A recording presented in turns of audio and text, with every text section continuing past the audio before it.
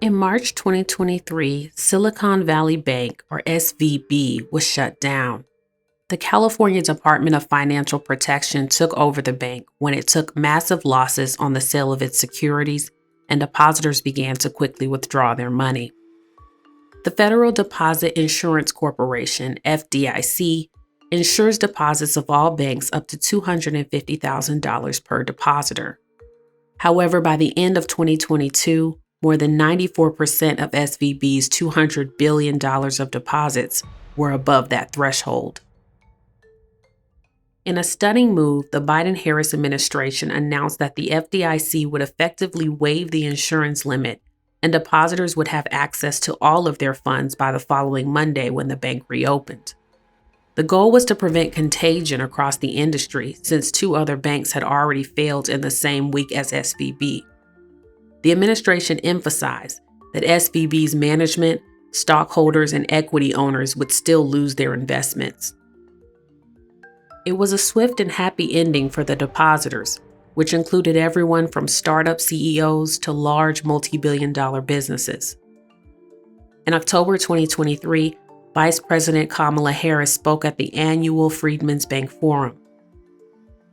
This event began in 2015 during the Obama administration and takes place in the former headquarters of the Freedman Savings and Trust Company, often called Freedman Savings Bank, an institution created for formerly enslaved people, which failed in 1874 and lost $3 million of deposits. Unlike the tale of SVB, the story of Freedman Savings Bank does not have a happy ending. Why did it fail? Who was responsible? And what happened to $3 million of Black wealth? You are watching Black Belief. Be sure to like, subscribe, and hit the notification bell so that you never miss a new video. During the Civil War, Union Army officers and abolitionists recognized the need for a bank which could serve formerly enslaved people. Freedmen serving in the Army were frequently denied access to existing banks, leaving them vulnerable to scams and robbery. On January 27, 1865, a minister and abolitionist named John W. Alford convened a meeting with New York business leaders to discuss the idea of opening a bank for African American soldiers. Smaller banks with a similar emphasis had already been established in South Carolina, Virginia, and Louisiana, but Minister Alford wanted to create a centralized national option. The New York group eventually agreed on a proposal and approached Massachusetts Senator Charles Sumner about introducing a bill to Congress.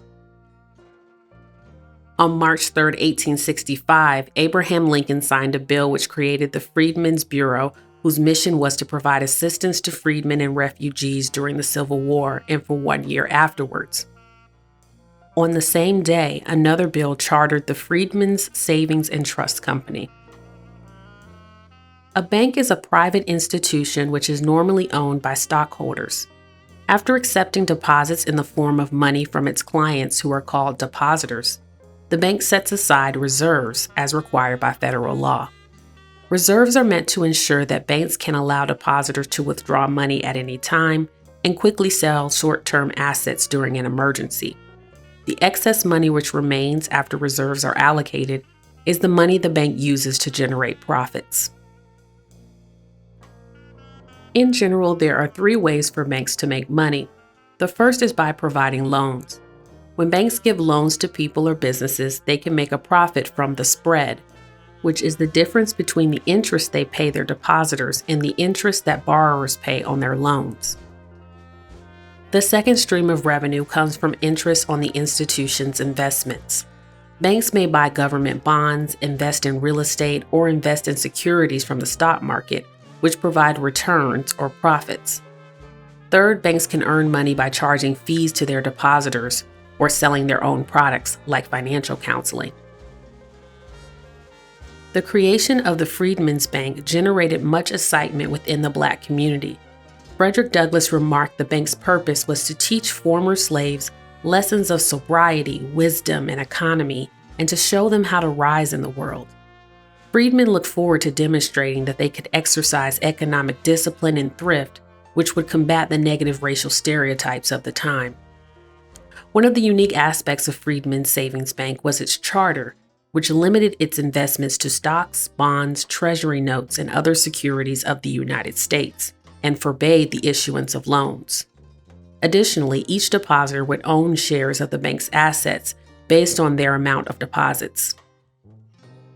Other federally chartered banks were regulated by the Office of the Comptroller of Currency, or OCC, which was created in 1863.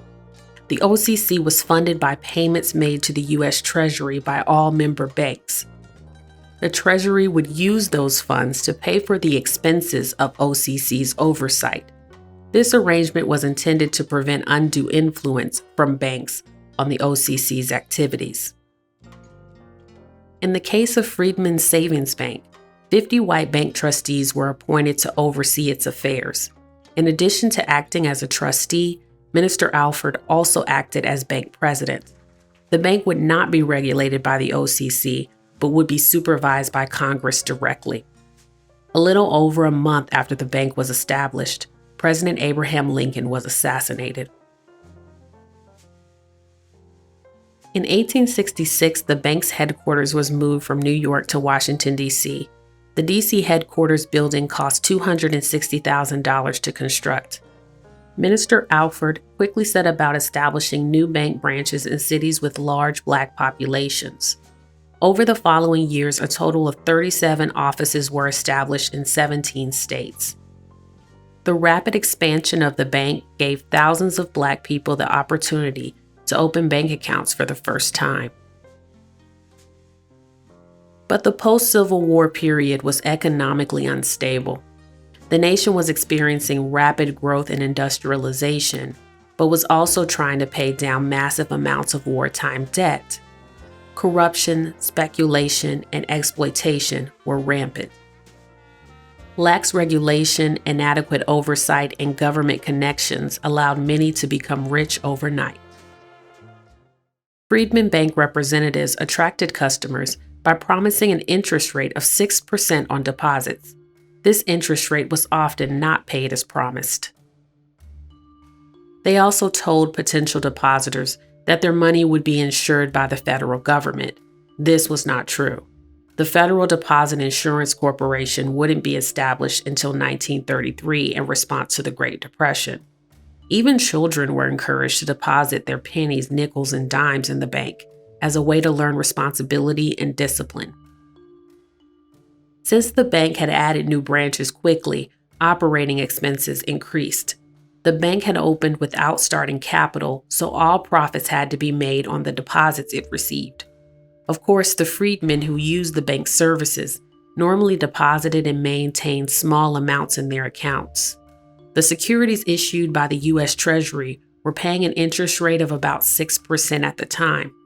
Between the interest rate used to attract depositors, the bank's operating expenses, and the interest rate earned on investments, there was no spread upon which the trustees could generate a profit. In 1870, the bank's trustees requested that Congress amend its charter to permit real estate investments and allow the bank to offer loans. This rang alarm bells for those who were familiar with the pitfalls of 19th century banking. One voice of dissent was Pennsylvania Republican Senator Simon Cameron, who warned that allowing investment in real estate would spell doom for the bank. Real estate was speculative and risky. At the time, there was no requirement for banks to maintain a certain percentage of liquid cash reserves. Senator Cameron knew that when the market took a downturn, depositors would flock to the bank in order to withdraw their money, but the bank would struggle to sell the real estate holdings and collect on outstanding loans to generate liquidity. Nevertheless, the few who opposed the amendment were ignored, and the trustees' request was granted. After the amendment was approved, millions of dollars disappeared from the bank's ledgers. Much of it went out in the form of loans to the white business elite. The bank failed to confirm the value of collateral offered by borrowers, or simply accepted promissory notes in its place. It was common for the trustees to lend to friends or business associates. Very few loans were given to Black institutions or Black individuals. The bank also bought bonds from railroad companies. Later investigations revealed that the trustees had authorized these investments as early as 1969, before even asking for congressional approval. Trains were an exciting innovation in transportation and shipping, but the industry was rife with fraud.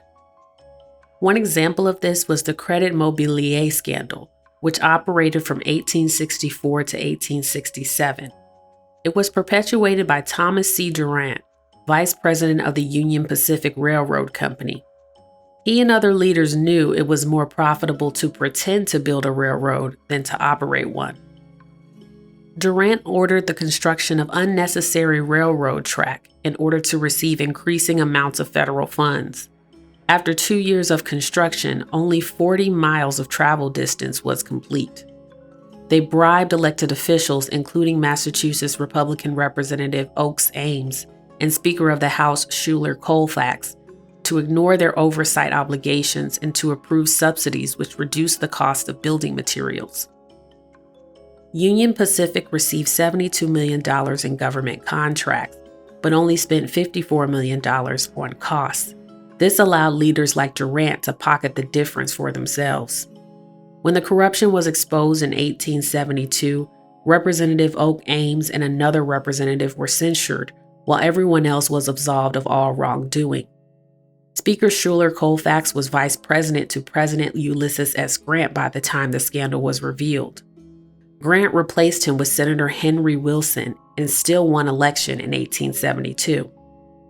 A U.S. House representative named James A. Garfield was also implicated in the scandal. He went on to become President of the United States in 1880. The Credit Mobilier scandal was emblematic of widespread corruption. Railroad companies were propped up by false valuations. Many who purchased bonds in these companies never knew that they were, in many cases, worthless. Or they may have believed that they could sell their bonds and profit from various scams before the market collapsed. During this period, the Board of Trustees had lost several members.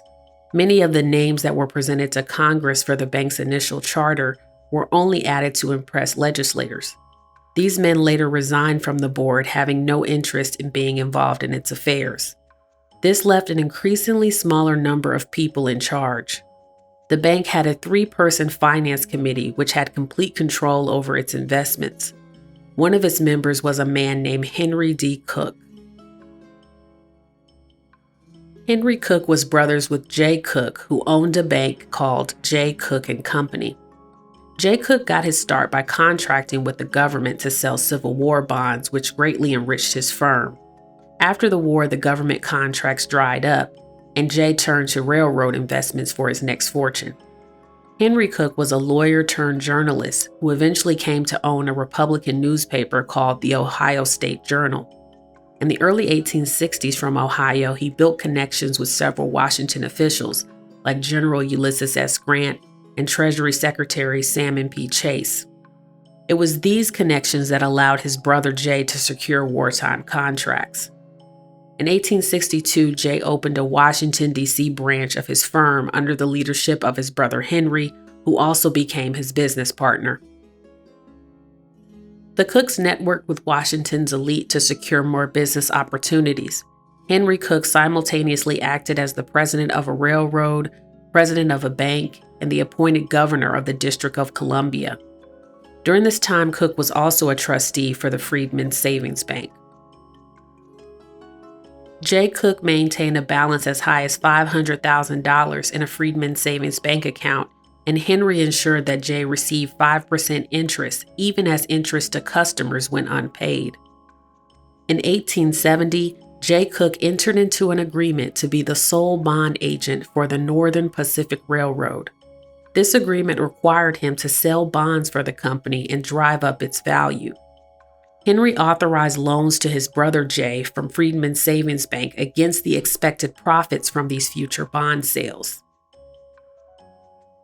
Henry also approved a $50,000 loan to the Seneca Sandstone Company, a company where he was also a member of the executive board. The Seneca Sandstone Company bonds were used as collateral for this loan, but the bonds were worthless. As 1873 approached, economic trouble loomed. The revelation of the Credit Mobilier scandal the year prior made investors wary of railroad investments. Jay Cooke found it difficult to sell Northern Pacific bonds. He had tried buying the bonds himself to reassure investors, but this failed to generate sales. When the public found out that Jay owned 75% of Northern Pacific Railroad, existing investors feared the worst and began withdrawing their funds from his firm. The administration of President Ulysses S. Grant began contracting the money supply and raising interest rates. Financing for growth was becoming scarce. The Northern Pacific Railroad was unable to pay back loans it had taken from Jay Cooke and Company, but needed more funding for continued construction. Jay was unable to sell bonds abroad to raise capital. He decided to turn to his political connections once again. He tried to discreetly secure a $300 million loan from the U.S. government, but word of the arrangement leaked. Depositors ran to the bank to withdraw their money, but Jay Cooke did not have the liquidity to meet their demands. On September 18, 1873, Jay Cooke and Company declared bankruptcy. The failure of Jay Cooke's bank, which had gained prominence in the finance industry, triggered an economic collapse called the Panic of 1873. Several of the railroad companies which the Freedman Savings Bank trustees had invested in failed. Borrowers defaulted on the loans the trustees had authorized.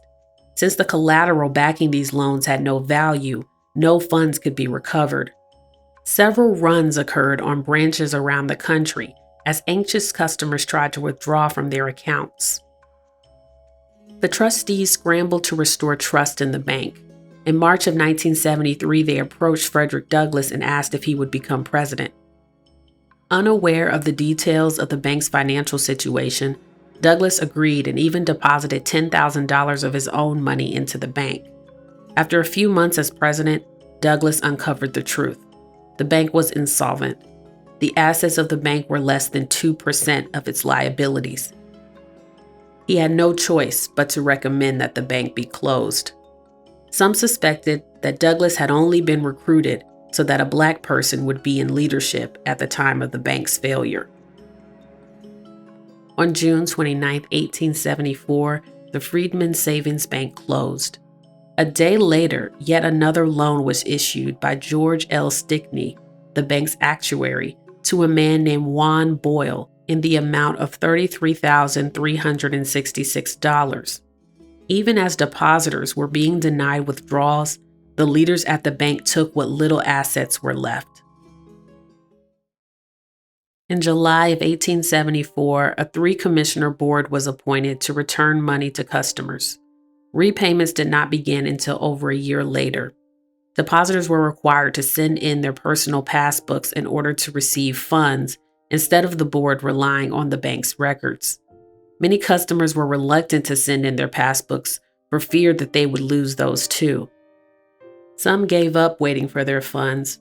Others sold their passbooks at a discount to creditors or store owners.